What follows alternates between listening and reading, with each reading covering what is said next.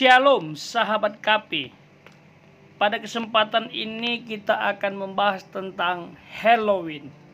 Banyak negara merayakannya dan sampai menelan korban seperti Korea Selatan. Yang jadi pertanyaannya, apakah merayakan Halloween dengan busana horornya itu baik? Mari kita dengarkan dulu statement hambanya Evangelis Daud Tony mengenai hal tersebut. Pak, saya mau tanya Pak, orang kalau yang ikut Halloween, itu ada kutubnya nggak Pak? Kalau ikut penyembahan atau ikatan dengan mantra-mantra atau terikat kuasa gelap kan ada hubungan dengan kuasa gelap, Thomas. Kalau berdandan seperti setan Pak? Yaitu, kenapa tidak berdandan dengan baik? Malaikat itu baik atau kita ini dandan dengan baik? Ngapain dengan setan? Iya, kurang kerjaan aja, Thomas. Gitu Pak Daud ya, karena kan dan itu tidak baik, Thomas. Gak baik. Ada unsur Pak, berdandan Halloween itu ada unsur spirit setannya nggak Pak? Ya pasti ada, Thomas. Ada ya Pak Daud. Itu bisa seseorang langsung berubah jadi jahat ya Pak Daud? Semuanya itu kan perlu proses, Thomas. Dan tergantung pribadi orang tersebut. Gitu Pak Daud ya. Halloween kan bukan budaya Indonesia. Ya. Budaya Indonesia itu adalah sopan santun. Yes. Tepos liro. Tenggang rasa. Setelah itu musyawarah untuk mufakat. Ya. Saling menolong. Kan itu budaya Indonesia, Thomas. Ya. Tapi kan budaya Halloween kan lebih ngetren Pak, di mana-mana di mall, di mana-mana tuh ada Nah, hidup Halloween. ini jangan ikut ngetren. Kalau ingin hidup berhasil, Thomas, ya. Harus apa, Thomas? Punya prinsip hidup. Pak Daud, saya itu mau bahas Halloween Pak. Kemarin kan Halloween banyak yang meninggal tuh Pak. Orang yang ikut Halloween ikut pesta Halloween, meskipun nggak baca mantra, tapi kan dia ikut dalam acara itu Pak. Kalau dia meninggal gimana Pak? Nggak tahu, itu urusan dia dengan Tuhan, Thomas. Ya. Jadi Halloween itu sebenarnya kan pusatnya kan penyembahan setan kan Pak Daud. Yang di entertainment kan modern kan Pak Daud. Iya.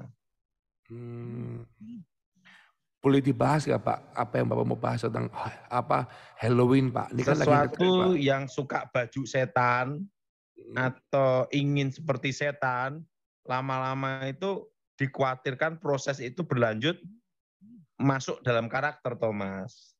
Oh gitu Pak Daud ya. Kalau kita selalu dekat dengan Tuhan, baca Alkitab, dan selalu ingin yang hal rohani, kan terbentuk karakter kita dari hal itu juga, Thomas. Betul Pak Daud. Nah itu mempengaruhi, Thomas. Iya Pak Daud. Yes. Haleluya. Terus apa Pak Daud? Berarti kalau berbusana setan pun itu pasti mempengaruhi pola pikir dan hidup ya Pak Daud ya? Setan itu kalau sikat orang kan tidak langsung sikat, tapi pelan-pelan tapi pasti, Thomas. Nanti masuk ke karakter, Thomas. Yes. Ini Pak Daud ada yang tanya Pak Daud, kalau sudah melayani tapi suka pakaian setan Halloween gimana tuh Pak Daud? Wah itu harus bertobat dan jangan udah pikirannya lain, Thomas. Perlu dibaptis diikat pakai batu ya Pak, dibuang ke laut ya Pak.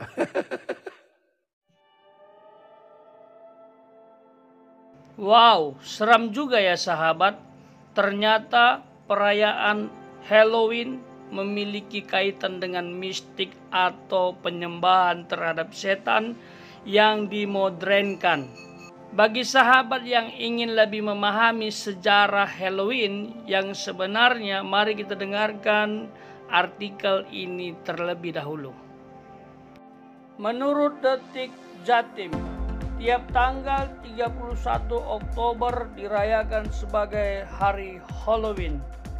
Sebagian masyarakat di dunia ikut merayakannya, misalnya dengan pesta kostum, Melansir dari situs History, hari Halloween berasal dari festival Keltik kuno Samhain, yakni ketika orang-orang menyalakan api unggun dan mengenakan kostum untuk mengusir hantu.